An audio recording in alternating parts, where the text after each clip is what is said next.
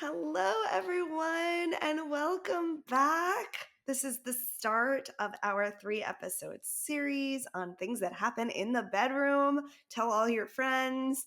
It's going to get juicy. No, we're going to talk about sleep today. We're going to talk about sleep, an issue that many of us wonder about, deal with, struggle with, love to do. We're going to talk about so many things involving sleep, how to get good sleep, how to improve your sleep, how to fall back to sleep if you wake up, the connections between sleep and mental illness, physical illness, risks if you are not getting enough sleep, how much sleep should we get? Tons and tons of information. We also get a little bit into ketamine therapy at the end of this episode. So make sure you listen all the way through. I have a wonderful guest on today, Dr. Alex Dimitriou. He brings respect for science and spirituality into his work. He's a dual board certified in psychiatry and sleep medicine. And as a consultation psychiatrist, he specializes in the complex interplay between the mind and the body. And you'll hear a lot of that in this episode, like when do we use medicine? When do we use meditation? He really brings in it all. His work has been recognized in the New York Times, Forbes, Cosmopolitan, Psychology Today, NBC News, among many other media. And he serves as a medical reviewer for Business Insider, the Sleep Foundation, and as a contributing author to the Encyclopedia of Sleep Medicine. From meditation to medication, his goal is to share the knowledge and experience he's gained through his work. He aims to help people achieve peace, presence, and happiness by discovering the right combination of psychological and biological interventions tailored to their individual needs. Alex completed his training at the Stanford Division of Sleep Medicine, and through the optimization of wake and sleep has brought truly amazing outcomes to the most challenging cases. He lives out in California, so if you're out there, you should, and you're having sleep troubles, go see him. We talk about so much in this episode, as I've said, anxiety and trauma, how that impacts sleep, sleep recording devices. We just truly get into it, and I just know you're going to love this episode. Send it to someone you know who needs to get better sleep. Write us a review. A couple lines on Apple Podcasts goes a long way to get this information out there. And we know that when people sleep better, they have much better mental health outcomes and better relationships. So one great thing you can do to make the world a little kinder and a little safer is share this knowledge. So there we go. Friends, if you've been following Beyond Trauma, you know we believe in evidence-based recommendations. Well, the evidence shows that better sleep promotes better health outcomes in every other area of life. So how do we fix our sleep? One of the best ways we can fix our sleep is sleeping cooler, and I found a product that can really help us do that. Cozy Earth bamboo sheets are made from Vicos from bamboo. They wick away heat, helping you to sleep cooler. This promotes the release of melatonin and leads to faster falling asleep and improved sleep quality. Like our guest expert will tell you, your bedroom should be like a cave, and these sheets do it. Plus, friends, they feel luxury. Since getting my Cozy Earth sheets, I want to get into bed sooner, cuddle up, unwind, read, and enjoy my space. I feel like I'm treating myself by being in bed, and winding down before bedtime is what we need to sleep well. Cozy Earth offers a 100-night sleep trial. Try these sheets during these hot days of summer. If you're not in love, return them hassle-free. But trust me, you won't want to. And they come with a 10-year warranty. That's a decade of cool, quality sleep. Upgrade your summer. Go to CozyEarth.com now and use code Lara Land for 40% off. Best-selling, temperature-regulating sheets, apparel, and more. Trust me, you will feel the difference the very first night, and if you're sharing a bed with someone, they're going to feel more comfortable too. Sleep cooler, lounge lighter, stay cozy. Now that we're talking about sleep, I have to tell you how I've improved mine. Many of you know I've always been really great at a morning routine, but what I hadn't admitted to myself is my evening routine was not the best, but I made some major changes to that most recently, and I can't wait to tell you about them. I have started taking moon brew. I drink their magnesium hot cocoa every night, and it has completely changed the way I sleep. My magnesium was low, not anymore. I didn't realize I was disconnected from real nourishing rest, not anymore. Moon Brew is delicious magnesium-based sleep aid. It's designed to help your mind and body wind down naturally, so you can get off any pills. You won't be groggy in the morning. Just cozy, calming, natural ingredients like chamomile, L-theanine, and many other superfoods, things your body just knows how to use to ease into sleep. If you haven't tried Moon Brew, you can get it at 30% off now. Your first order, use the code Lara30 at moonbrew.co. Try it now, and you'll get a 60-day money-back guarantee. It's the most delicious way to get better sleep. Welcome back, everyone, to this exciting series on sleep and intimacy, all the things that happen in the bedroom. And today we explore dreams. And of course, all in the context of stress and trauma recovery and growth. And wow, I have a great guest for you. I am invigorated to share this with you. She's really created her own model, but so super informed by pulling in the best of so many therapeutic models to work with dreams. We do a sample of dreamwork on a dream I recently had. I kind of spontaneously was like, do you want to do this on one of my dreams? And then I was like, what did I just get into? I'm so scared. Sharing my inner life with the world. But hopefully, wow, I have some like strong understandings of myself and reflections through the very short process that we do together. So you will see how cool this is. And she offers workshops where you can start to ask yourself questions that can help you interpret your dreams. She's got a lot of great tips and interventions for if you can't remember your dreams. And yeah, really beautiful practitioner, Dr. Leslie Ellis. She's a leading expert in the use of experiential and somatic approaches in psychotherapy, in particular with working with dreams and nightmares and the effects of trauma. So couldn't have had a better guest to talk about this. She's the author of A Clinician's Guide to Dream Therapy, and offers online training in embodied experiential dream work and nightmare treatment. Dr. Leslie Ellis has a PhD in clinical psychology with a somatic specialization and a master's in counseling psychology with a focus on depth Jungian approaches. She was a psychotherapist in private practice in Vancouver, BC for more than 25 years. She's a former adjunct faculty at Adler University and past president of the International Focusing Institute, where she's currently a certifying coordinator. Dr. Ellis has published numerous book chapters and journal articles on the use of focusing and dream work in psychotherapy. And we talk a little bit about focusing in this episode. I wish I had had time to talk to her more. I did a course on focusing with the Embody Lab.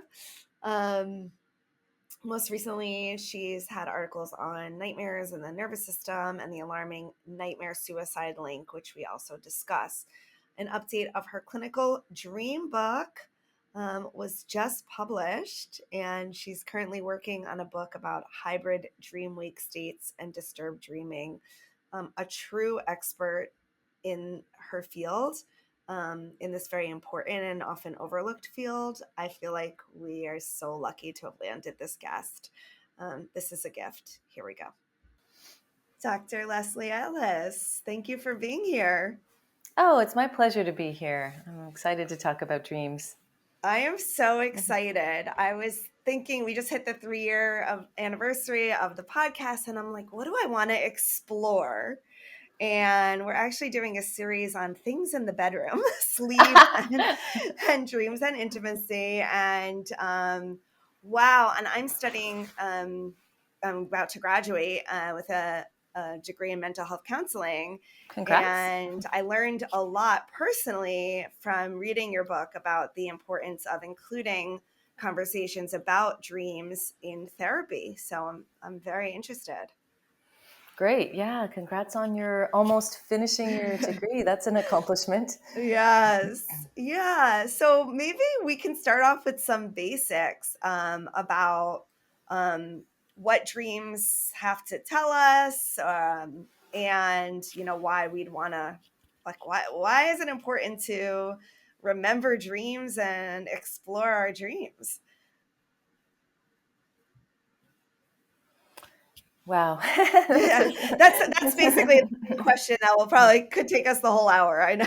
Yeah. Well, I can talk about a few things. I mean, it's if you're in counseling, for example, like you're just entering the field, I find that as a tool for getting underneath the surface of things and deepening conversations and unearthing what really matters to people, dreams are a doorway into that because when we're dreaming, they're unfiltered. And so they may appear kind of strange and sometimes a little nonsensical. So people can tend to dismiss them.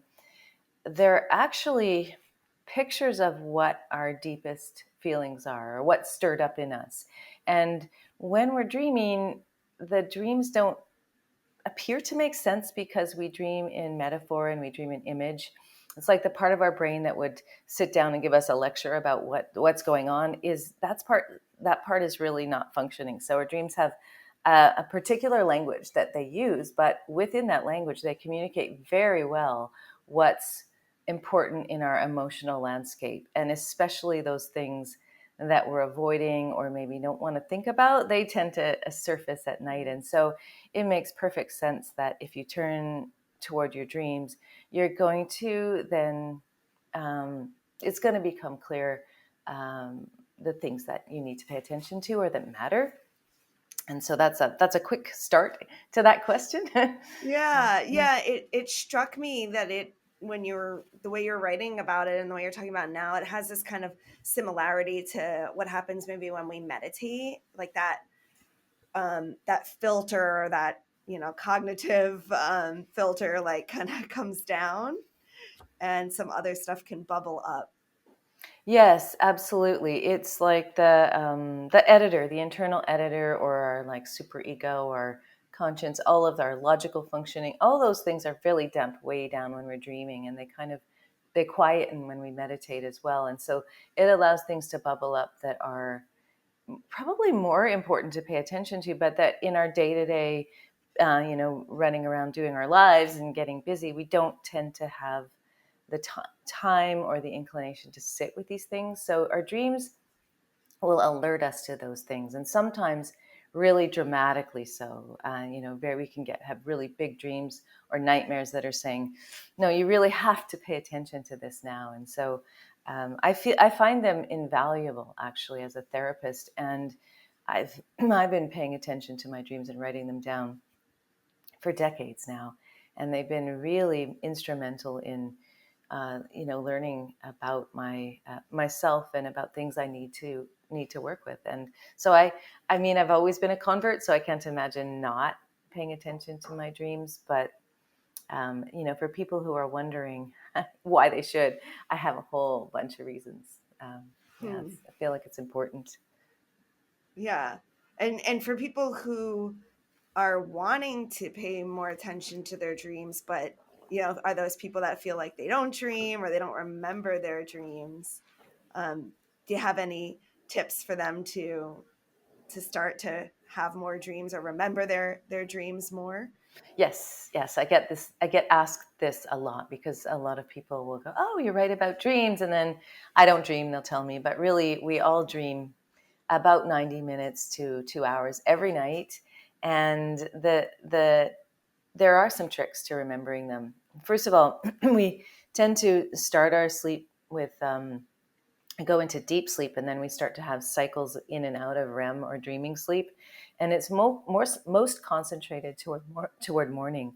So when you first wake up, chances are you'll have just been dreaming, and that's a good time to really stop. If you can slow down your waking process, that transition to waking, and really take your time there and lie really still and just sort of ask, was I just dreaming, What was just happening? Where was I just now?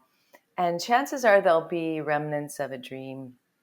And it's easy to dismiss them if they're little snippets, but whatever you can grasp onto, I would say just imagine just replaying it in your mind, like before you get up. Because as soon as you get up, you change your posture. A lot of times, whatever's there will just fade away. So Mm. really lie there and capture what's there and go over it in your mind a few times so it's implanted in your waking memory, and then write it down right away.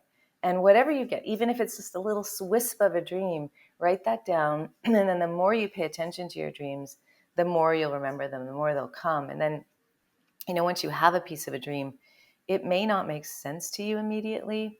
But I like to quote Ernest Hartman, who was a famous dream researcher, who said that dreams are picture metaphors of our most salient emotions. So if you see your dream as an image of a feeling, it might make sense to you to Mm. start thinking of it that way. And so if you dream of a great big dragon, it might be that might be breathing fire. You could think, well, maybe I'm really mad about something, rather than being frightened by the dragon. Think, if this is an image of my feelings, wow, okay, I think I know what that's about. It'll start to Mm. give you some ideas about what it I might mean. love that as a real like clear action step. Like if this were my feeling, this is an image of my feeling. What is the feeling? Yeah, That's and then super what is it cool. about? And chances are, if you think of it that way, it'll be kind of it'll start to make sense. Yeah. And different symbols, I mean, this, I mean, there's some that seem to be kind of universal or cultural, and then there's also like the personal aspect of how we see that symbol. um that's just what's coming to me, that a dragon could mean one thing to someone and one thing to another. Like, how do you process that both as a dreamer and as a clinician? So, yeah, I get asked this a lot too about universal symbols like archetypes, Jungian archetypes. And I have actually got a strong, feeling about not doing that, of not ascribing a universal meaning to a dream image, because I feel like dream symbols they can be universal, but the first level of understanding them is what they mean to us personally. And for example, I was in a dream class when I first studied dreams. It was at Pacifica in my master's program. Actually, I was very lucky to have dream studies as an integral part of it. And one of my classmates was describing this dream of being like way at the top of a mountain in this really frigid landscape, and he was, trekking along on this frozen lake. And my image of it was cold and desolate and lonely, and so, but then when he was asked about this, his feeling sense of this dream setting, he said, that to me is heaven on earth. There is nowhere I would rather be than at the top of a mountain in this, in the cold snow. And so you have to really consider what the symbol means to the person, what it evokes, because I think our dreams are actually tailor made to evoke something specifically in us. And it might Mm, be about something universal. Like, I do think it is possible to be dreaming for the world and dreaming about, the state of the world or the environment, and things like that will come into our dreams that are asking something larger from us, but they're going to be speaking to us directly. And so mm. the symbols, a dog is another example I like to use. Like, I love dogs, so a dog in my dream might mean loyalty and love. But for someone who's terrified of dogs, it has a whole different meaning. So I usually say, don't look at a dream dictionary. Really just go into your own sense of the symbols, and you'll have a much better take on what it is for you. That's really cool. Would you suggest people creating their own symbol dictionary? Yes, yes. I think that would be an excellent way to actually start mapping out your dreams and creating a log, and even drawing the images if they have if they're really specific images. It's great to actually sketch them, even if you're not an artist. It's really a shorthand way to get the essence of a dream down. And yeah, you could have a whole symbol dictionary that's unique to you, and a shorthand version, and your dreams will start to use that to speak to you. Wow. It's really it's really, I actually know some people who do this. That's great that it's like a two-way thing. Then your dream starts speaking to you in that language. And then I'm guessing also that you may start to see certain themes that are coming across time longitudinally. Yeah, absolutely. Yeah, I think we tend to dream about the same kinds of themes throughout our life, or whenever something is up for us in our life, the dream will continue. That's sort of referring to that until it feels resolved. And so it's actually a good way to tell, in fact, if something in your life is up or something in your life is now resolved, is you'll stop dreaming about it. I do attract nightmares that way, and a nightmare often recurs, and it's usually presenting something pretty important to pay attention to. But when it's that if it's about a trauma, when that's been resolved or metabolized, the dream will shift and start to fade, and it's really a pretty good indication that it's no longer alive for you, or no longer something you need to attend to the same degree. Oh, that's beautiful. And I guess since we went there, we should spend some time on nightmares and, of course, on traumas. We focus a lot on trauma recovery, and so I know there are a couple of different directions we could go about the importance of nightmares and the correlation between nightmares and suicidal ideation. Do you want to speak to that first? Sure. Yeah, this is one thing that I really feel strongly about educating people about, because I don't think it's commonly understood or known that we all know there's a link between trauma and nightmares. That's pretty well understood. It's a cardinal symptom of post-traumatic stress injury, and when people have a really shocking trauma that they haven't recovered from, they tend to dream about it repeatedly. But what people don't know is that particular kind of dream that is related to a trauma and recurs increases someone's risk of suicide dramatically. And there's been study after study that's corroborated this. But one of the most really, one of the strongest pieces of evidence was this study done. It was like about 7 or 8 years ago now, I think. I'd have to check. But it has, they took about 175 people that were hospitalized for suicide attempts, and they tracked their dreams. And those who, about 2/3 of them had recurrent, frequent nightmares, and those people were 4 times more likely to reattempt than if they didn't have nightmares like that. So, and lots of studies have corroborated this, maybe not quite as dramatically, and they've also extended it to adolescents. And so, if you have or know someone who's having nightmares, and especially if they start to ramp up, that could be a sign that they're, in danger of hurting themselves. And so, that those dreams are really important to pay attention to, because yeah, they flag suicide risk. Yeah, those are really strong statistics that you just shared there.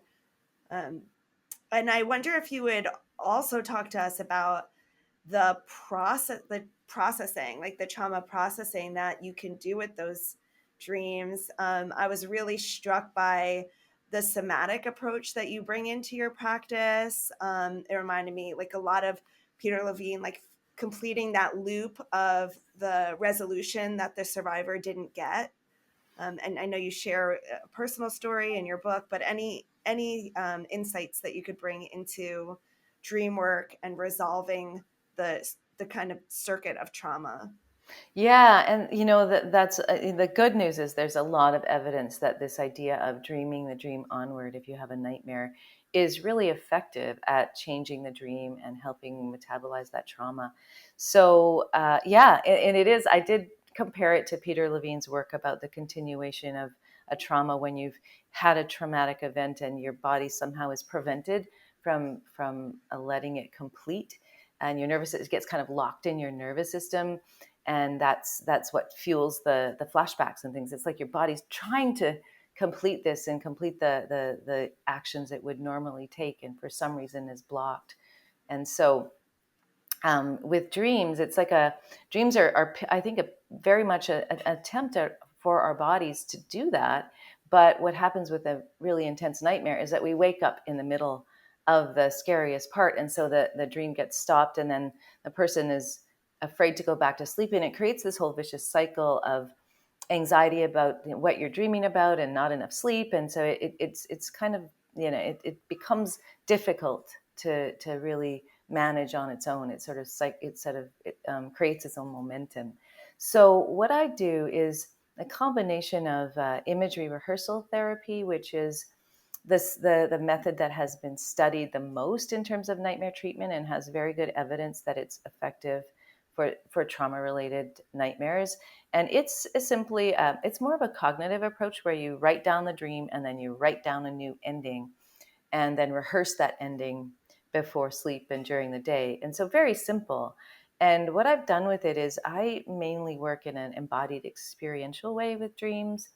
And I have a practice of allowing the dream to continue that comes from Jung, where you more enter the dream experientially and then allow it to continue in what feels like authentic to the dream. When you're in it, it has a different quality than if you're outside of it. So I feel like kind of, I favorite my approach, obviously, but what I do is a few things around the process too to make it more likely that it will be tolerable for the person. So I start with some grounding practices and calming practices, and then I invite them to look around the dream and find anything helpful in the dream, anything supportive, Mm. so that they can embody. It's like in trauma work, embodying resources or things that make you feel stronger and better before you turn toward things that are challenging. And so I just apply that same idea to dream work.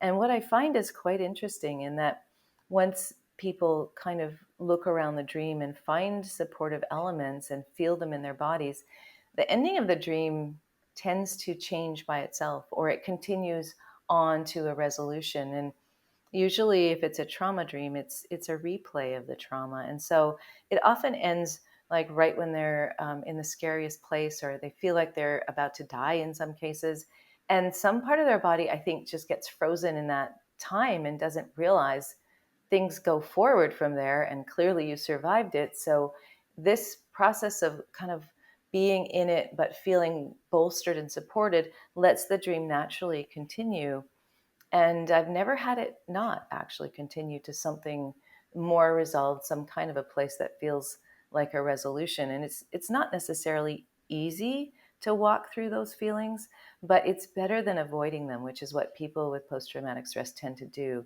because then you Mm. bottle them up and they just keep coming back, sometimes with a vengeance, and it feels sort of hopeless. So even though it is a difficult memory to spend time with, this way of working with it, I think makes it easier, more possible for it to be a constructive process.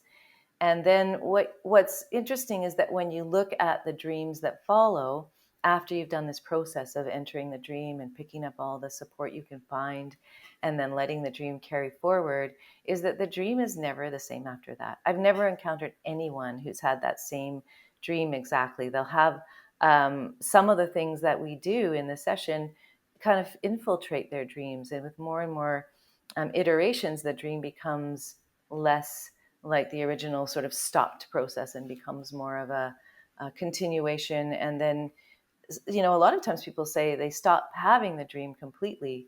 And I don't know if that's true. I think they might still be having the dream, but if you dream a dream all the way through and it doesn't wake you up in the middle, Mm. the chances of you remembering it are pretty slim. So they may still be processing it in their sleep, in their dreams, but not remember it. So basically, their experience of it is stopped happening. And it may Wow. not be. It may be still doing its work, but it's doing its work effectively versus those, post traumatic stress dreams. They're not doing what they're intended, I don't think. So this helps them. This helps them do their job. That sounds so helpful and doable. Like it's almost reminding me of like lucid dreaming, but you don't have to master lucid dreaming to do it because that always sounded just too hard to me.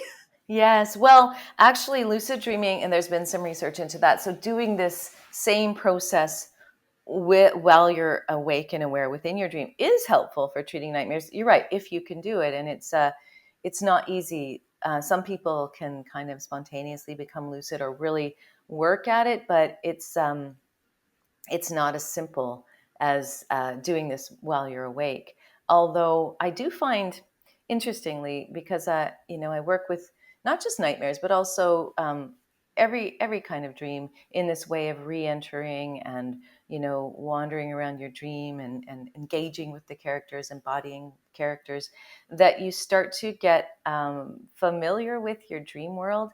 And there's a way that it does increase your meta awareness. I mean, not necessarily the full blown, oh, I now can do whatever I want. I think there's a misunderstanding about lucidity being like a on or off, like suddenly you're awake and you're dreaming and you can meet all the famous people you want to meet and go fly, and that's the far end of lucid um, awareness and control. But most of the time it's gradations of that, where you might be aware you're dreaming but not necessarily be able to control the dream. I tend not to want to control it even when I do wake up in my dreams. I tend to just want to observe it. But you can have awareness and not control. You can have some control, but still, not be fully aware you're dreaming. Sometimes you'll have a dream where you'll go, "Oh, I really don't want this to happen," and then your dream takes a takes a detour. And so you have sort of gradations of lucidity. And Yeah. it is worth pursuing for people who find it interesting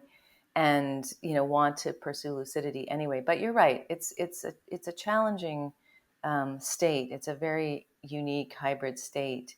And I'm actually in working with a group of dream researchers who are putting an app together called it's called Dormio. I think they're just about to come out with another version where it plays a pre-sleep meditation and a waking meditation to help you become lucid or to help you remember your dreams, and those kinds of things can really help. The researchers have found that obviously you can't recreate a sleep lab, but if you play suggestive lights or noises while someone's sleeping, just enough to that they're aware of it, but it's not going to wake them up, that can sometimes trigger lucidity. So, if people are serious about it, there are lots of ways. But I find my way of working with waking dream, yes, much more reliable. Yeah, and simpler. Yeah, it sounds Yeah, like, okay, I can do that. I know I can do that, and get some relief in a kind of helpful time span. I yeah. like what you said about, you have the person step in sometimes to the different characters. I'm guessing even maybe non-humans in the dream. Um, for the because I guess they say, I've heard it said somewhere that like we all the pieces in the dream are us. Yeah, that's an idea from Gestalt, the idea that everything in the dream represents a piece of ourself, and maybe a disowned piece of ourself that we need to, um, you know, take ownership of, that Gestalt language. And I actually don't really ascribe to that, but I do find it useful to enter into the subjective experience of dream elements, because from the inside, especially mysterious ones, like I don't know what that's doing in my dream. Why is this person or this object, this thing here? It just doesn't make sense to me. And what I find is if people are able to embody the element and see it from inside the dream element, there's a whole host of feelings and associations, and suddenly sometimes that element and even the whole dream can make sense. Hmm. And it can be a projection of some aspect of ourselves that we have disowned. But I don't believe every dream and every element is that. I think that dreams are actually larger than we are, not the other way around. Like the Mm. whole, we're contained in the whole world of dream and not the dream kind of contained in us. I think that makes it too small. But the act of embodying dream characters and elements can have the impact of enlarging our consciousness, or expanding what we feel is possible. We can get, as we kind of go through our lives, I think we get, sort of embedded in this. I wouldn't say narrow. I mean, it varies person to person, but a certain way of being in the world and seeing the world. And I think dreams just really widen that lens, especially if you enter into characters that feel very mysterious and other. There's like other ways of being and looking at the world. And it really helps. Dreams, I think, give you that wider perspective, and sometimes shockingly so. Wow. Yeah. I'm thinking of like so much there, collective consciousness and as you said, like different perspectives that can be brought in. um, if we think of it the other way as like opening up to everything dreams can be. I'm wondering if you ever do like a family constellation kind of, like, do you ever do group work with dreams, and can people have other people play the characters in their dreams, or am I just going too far?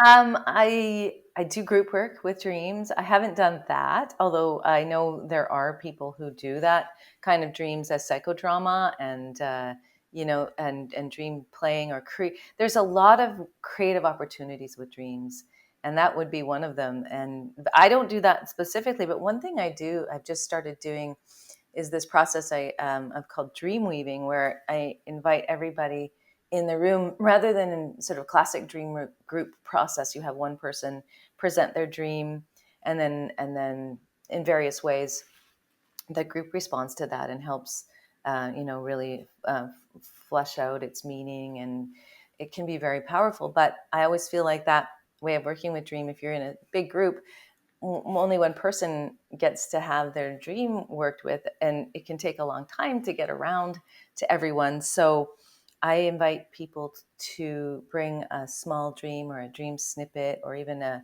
waking dream, and in present the image to the group and have the entire group do this to present an image, and then we work with the dream with the images collectively, and it Mm, starts to weave into a process where they all seem to mix together and make sense, and people pick up one character and bring it into their own dream, and the process is it's quite magical. I've just started doing this in the last few years and kind of honing the process because it can be a bit unwieldy and trying to figure out a way to make it contained within the time frame of a group and yeah. feel manageable. But it's like we just sort of weave a collective dream image and then respond to what comes up for people. And it's always quite amazing how the dream images seem to have a relationship with each other by the end.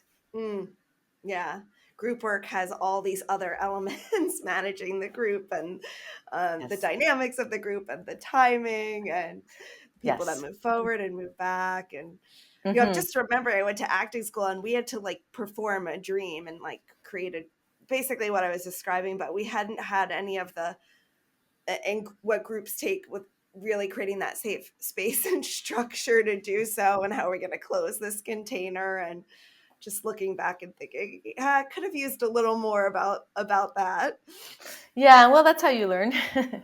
Yeah. Yeah, I'm actually there is a dream conference later this month where they do. I don't know if you're aware of the International Association for the Study of Dreams, but they have.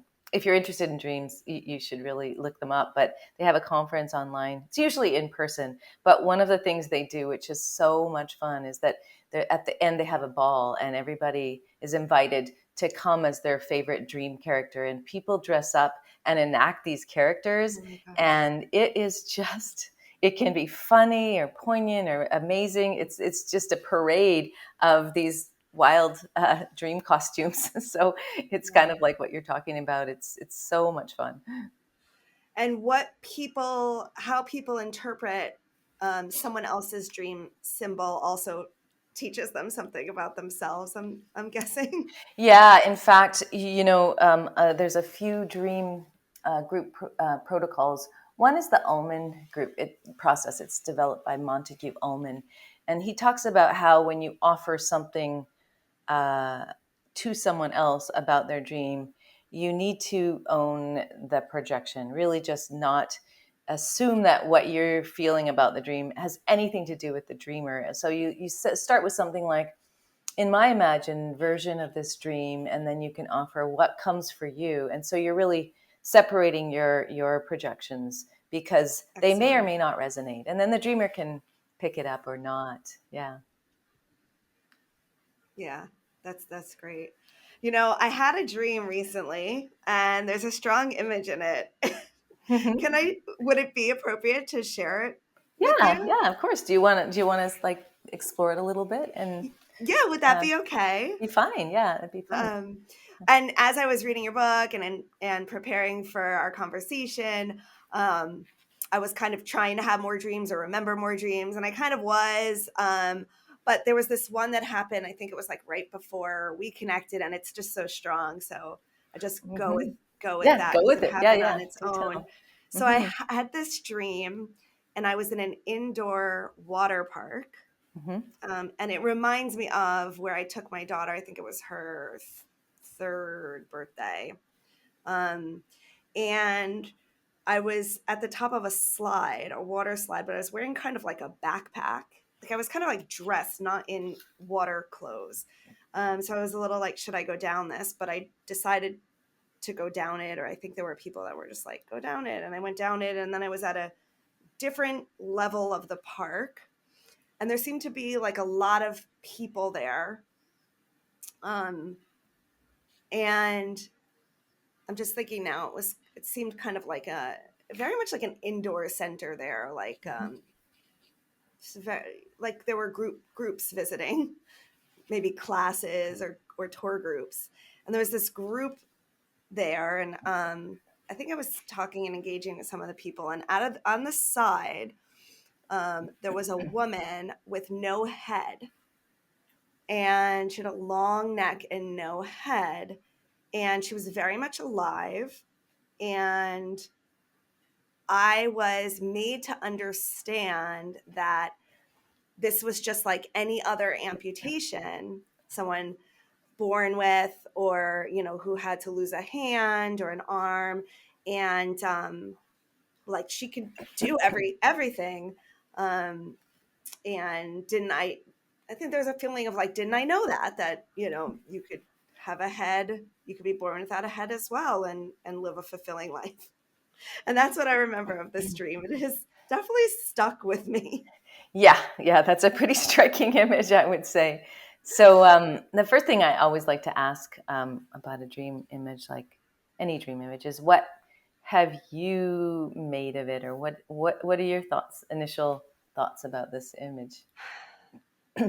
The long neck is a little like a Beetlejuice vibe. Like that's what comes to me. Um,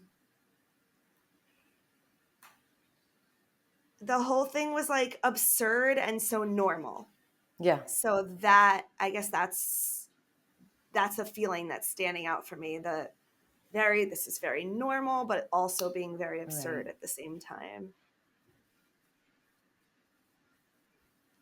Yeah, within the dream, like really obviously anything can happen, and there is a way of it's like suspending disbelief, or in the dream that is normal to have surreal things happen. So you're not alarmed in the dream. It's more that afterwards you go, wow, Mm, yeah, yeah, that was wild. So yeah. what I like to do first is explore the setting. So this is a indoor water park that sounds like it's all like a theme park, like um, a larger venue, but has a water slide. And I just wonder what your feeling is about those places. Um, Yeah, it reminds me of like places that I'm going with my daughter a lot. Like learning, trying things, um, exploring a lot. Like there's a feeling of the crowds of a lot of people. Hmm. Um, like a little bit of there being like a lot of people. Yeah. Yeah. So it's a mix of busy and kind of exploration fun. You associate it with your daughter, which makes sense because that's probably why you're in those places and Yeah. wouldn't necessarily be otherwise. I seemed a little like unprepared. Like I didn't know that it was going to be water, like that stuck to me. Like I'm at the top of this water slide. And I wasn't in the right clothes, right? I wasn't prepared. I had kind of like a backpack on, and I think I was in like clothes, not a Mhm. bathing suit.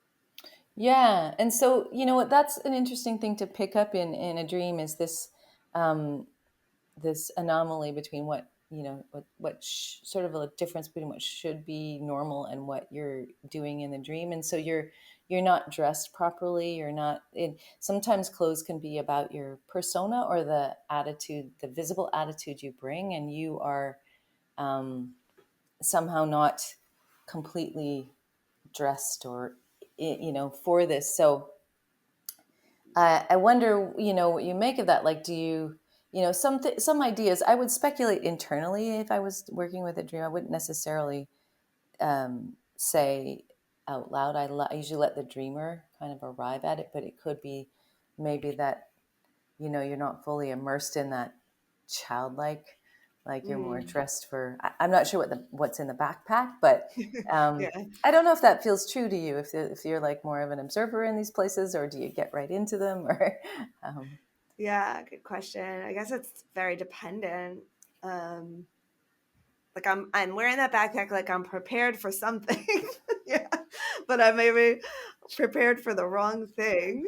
Um, and but then I like there's a feeling of going for it. Like, you know, yep, I'll go down it anyway. yeah, Like, you're just gonna go anyway, yeah. And so yeah, you go down. Yeah, that can be symbolic too, going from somewhere up high to further down. And we can't get into all of the details because I think that sure. we'll go way over time. But what you do is you go to a different level, like a deeper level or a lower level, or that can be meaningful, to slide down into something. And when you get there, you observe that. Can you sort of feel into the dream and see it again, what you observe? That's when I'm suddenly with this crowd of people Mm-hmm. and uh, talking to them, I'm talking to them, and I see the woman with to the side with no head. Yeah. Yeah. She's obviously the central image in this dream. Yeah, yeah, Yeah. And it's in this world, it's normal to have no head, which is yes. interesting. And we could speculate about what it might mean to have no head. There's lots of ideas probably that have occurred to both of us. But I wonder if you want to engage with her. You can have either a conversation with her, or you could try embodying her. This is something I often suggest with dream characters that are mysterious, is just to see what the world is like from inside her perspective. So you could choose whichever feels most available, or you Hmm. know um, yeah, that would be the best word to use. Available to you. I feel like inside her,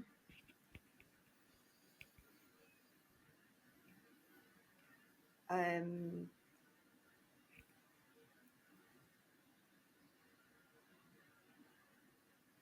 content seeing the world without a head.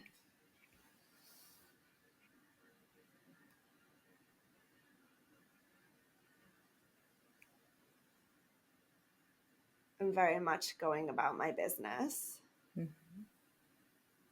and not really minding being alone.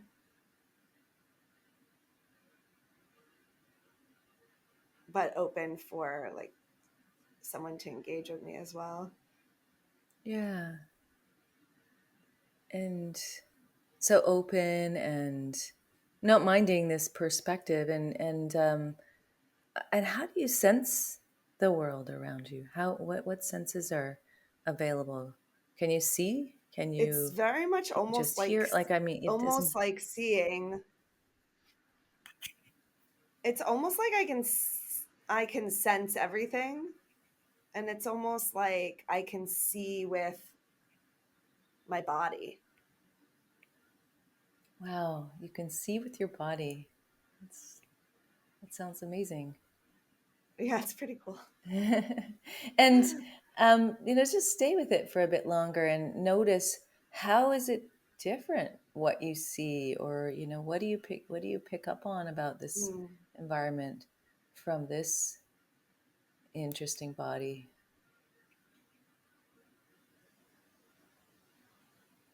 I can feel the people, like their needs and wants and vulnerabilities.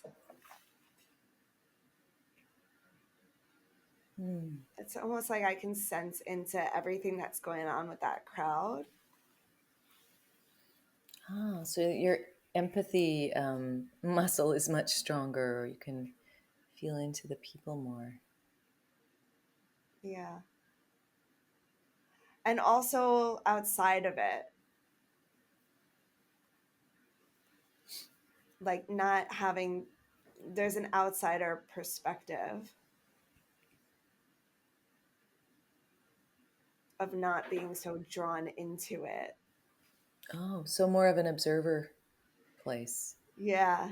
Yeah. It's like understanding and feeling all their emotional world and also being a part of it from it. Oh, oh. It strikes me just knowing that you're just at the end of your training as a counselor that that's actually a very helpful way to be in that To be work. too. Yeah, Wow. yeah.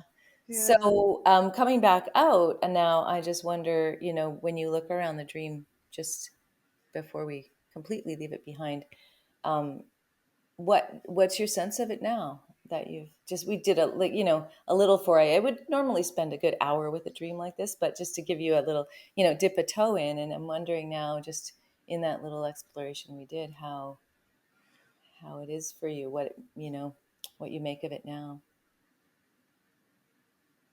Well, yeah, there's some much more. I mean, that last inquiry, like going into her, was very powerful, and that did speak very true to me of where I am in my life. So that, and then I'm getting that sliding down into that. Those two things are coming more together now as like a fuller understanding. Um, so it's like I'm sliding down into the depths of all that emotional knowledge and um, kind of going for it, even if not fully prepared. I mean, Yeah, yeah. that's Actually, kind that of does cool. kind of fit, doesn't it? Because Yeah. you're just about to embark on this, and I don't think anybody feels fully prepared at the beginning. I remember being quite anxious at the beginning of, you know, um, yeah, just not, not knowing exactly, like any new thing. But this is a new thing where you're having to have this empathy, and so you can feel how the pieces of the dream, when you start to get a sense of what it might be about, the pieces of the dream that felt disconnected, all of a sudden they kind of fit and it makes Yeah, sense. that is very cool. That is very, very cool. um, Thank you for that. And we didn't discuss it beforehand, and I like Oh, just went totally for fine. it. It's totally Um, fine. It's actually great but to I have think you. that gives the listeners like a little more of a, and for them to see what the experience could be like. And I definitely have a deeper respect for the work immediately just from having that um, session, that mini session with you. And I know, like you said, if we had an hour, we could go even deeper. But it really helped me to realize something about where I'm at, um, and it's so accurate. I mean, Yeah, it's dreams are, they seem at first kind of scattered and weird. Like your dream, definitely. How does this? What could this possibly mean? And yet, when you feel into it and get a sense of what it means, it's precise. Like you feel like, oh, these images they're not random. They're precise. They're trying to give me a sense that's so specific to what the situation is that they're that it's about. And I love that about them. I think when I think about what a dream is, it creates a detailed virtual world that feels so real to us, and the experience feels so real. Like how, I mean, I couldn't imagine doing that consciously. Like imagine creating this whole theme park and these people, and yet our dreams do this so effortlessly. I just am always wowed by that. Even after all these years of working with them, I just am quite struck by how incredibly creative they are. and specific and detailed. Yeah, and you make a great case of that in the book.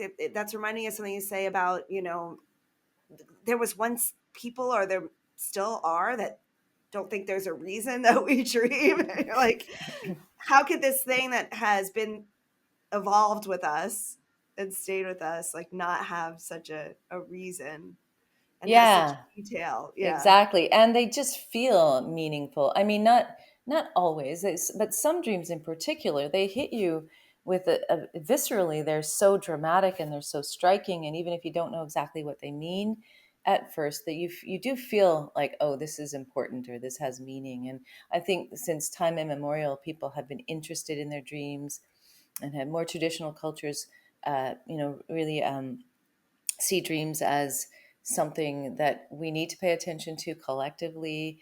And it's, I only think in sort of modern times, or this is one idea, like dreams used to be like the virtual reality and the entertainment of people before all of this technology, and now we have so much bombarding us and competing for our attention that feels magical and has this incredible impact that it makes the dreams seem less amazing. But they are, I think for they have been historically really a grand source of illumination and entertainment and transformation. And now they have a lot of competition, but I think there's still more. Um, there's something that dreams have that other forms of media, or I wouldn't call it media, but other visions have, and it's that they're really tailor made to us. They're like our own personal movie director creating these images. It's not random. It's not generic. It's specific to us. So that's, just as we're going through, I'm just remembering your initial question: why pay attention to dreams? And whenever I think of another thing, I'm just gonna drop it in here. Oh my gosh, please. I want to make the case. Yeah. We're here to make the case for paying attention to dreams. I wonder if, sometimes you wake up and you just have a feeling, like a bad, like you had something bad happen in your dream, or, um, I don't know if that's too vague, but can you? Well, yeah, those are called white dreams. They have a name. They're Oh, not okay. necessarily bad, but contentless, like where you know you've dreamt, but there isn't an image that's associated with it. And that is not an infrequent experience where you just have, left you with a bodily sense. And so I actually do a practice called focusing, which is I talk about in my book. And so it's a good way to work with any kind of bodily sense, whether it comes from a dream or from an intuition, or just you have an interaction that comes with a feeling. And so you can inquire into the feeling sense. And sometimes it will bring the images back and really give you an understanding of what that feeling is attached to.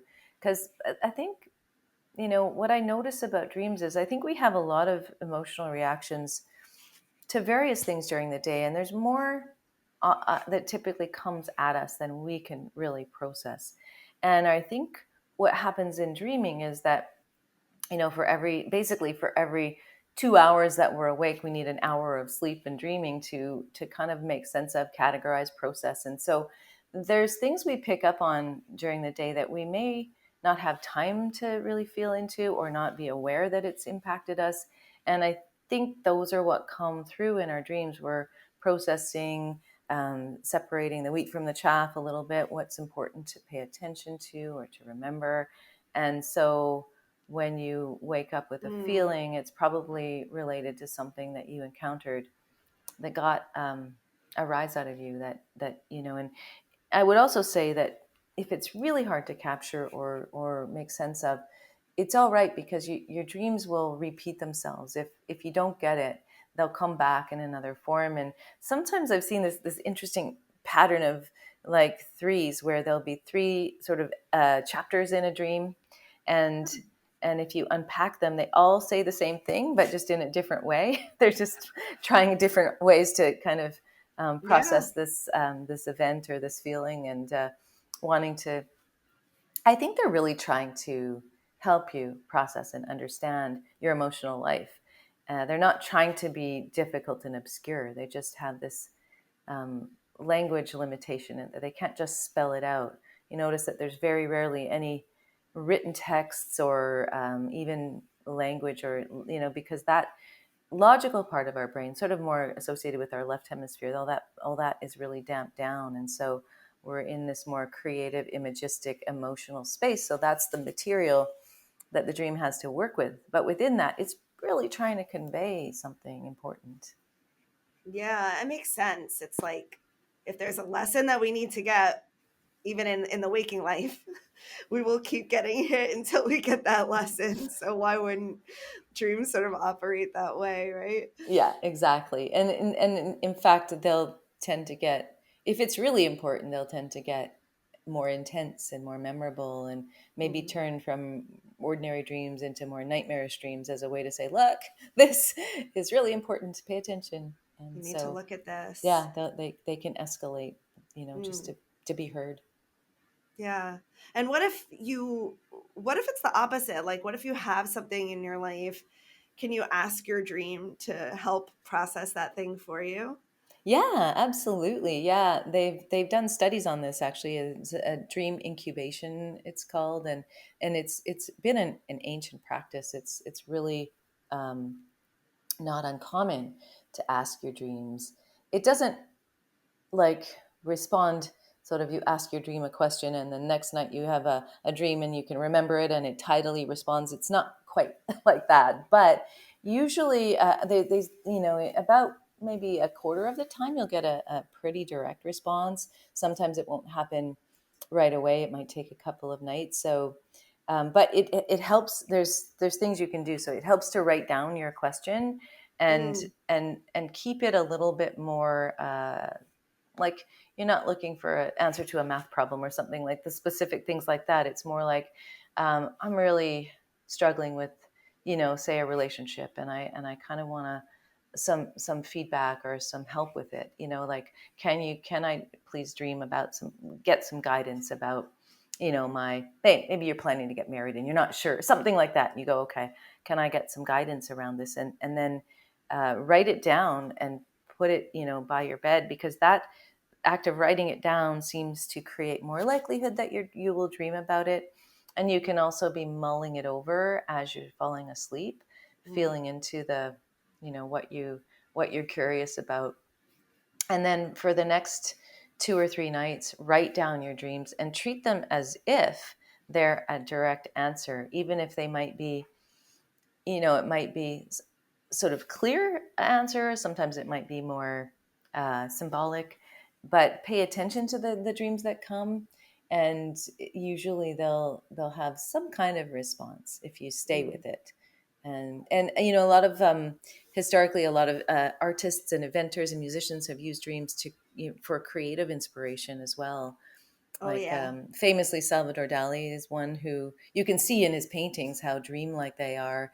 But he would have a nap in the afternoon. Nap dreams are easier to remember, by the way, because you don't go fully into that deep sleep. You're a little more feathering in and out. But he would hold a key, and then when he first fell asleep, that's when you'd start to be dreaming, and the key would drop because your hand relaxes when you fall asleep, and then that would wake him up and he'd remember his dreams, because you're just more likely to remember if you wake up in the middle of them. So Einstein's theory of relativity is supposed to be from, an idea from a dream of sledding. And there's a way that I think, yeah, there's actually a recent study done where it really just showed, kind of in experimental terms, that it does increase our creativity if we put our Mm, dreams, specifically ask for creative solutions. So there's a way, I think, that just getting rid of sort of the internal editor is sleeping, and the part that would maybe um, narrow our choice of possibilities. So that part's asleep. So there, it just widens our perspective. Bless you. It just, just widens our, the capacity to imagine. And mm. we have a lot bigger capacity to imagine than maybe we give ourselves credit for, because in our dreams, it's kind of, it's wide open and anything's possible. I love that. I'm going to leave it at that. Can you tell people if they want to learn more about dreams, I know you have some courses. Yes, I Can they work do. with you? Can they learn Mhm. from you? Yeah. So my website's probably like the one stop place. It's drleslieellis.com. It's like DrLeslie, and it's all one word. Or you could just look me up online. And I have a little course called Dreamwork for Yourself, which is little prompts for how to engage with your dreams. I have a course on nightmare relief for everyone. So it's a self-help course that I just finished actually producing. So if you have nightmares, it walks you through the steps you can do to determine if you need professional help, but also things you can do on your own at home or for your children, because children have a lot of nightmares. Yeah. And yeah, I have a Substack. I have a book that just came out yesterday called A Clinician's Guide to Dream Therapy. It's the second edition. So if you're someone who works with dreams, or even if you're not, it's actually got a lot of information about for anyone interested in dreams, and it's super accessible. So yeah, lots and lots of a wealth of resources for people that Well, want we to. will link all of those in the show notes. And I will just echo that, I'm not a therapist that works with dreams. And I found that great as like as a lay person read. I would highly recommend Oh, your book thank to you. anyone. Yeah, no, it's really Thank you. insightful. And all the different theories you bring into it. I mean, it's quite incredible. So, as well as the stories that help illustrate, people will love that. And so I'll encourage folks to get your book and check out your website. And thank you for spending this time with me and just, Oh, yeah, bravely jumping into conversation with me. I really appreciate that so very much. oh, it's been a pleasure, and you were brave too. You brought your dream, not knowing where this was going to lead. This strange image of a woman with no head. So that'll be an interesting image to carry with me for a while. And so I just really appreciate speaking with you, and I love your passion and curiosity about this. It's really been a pleasure. Thank you so much.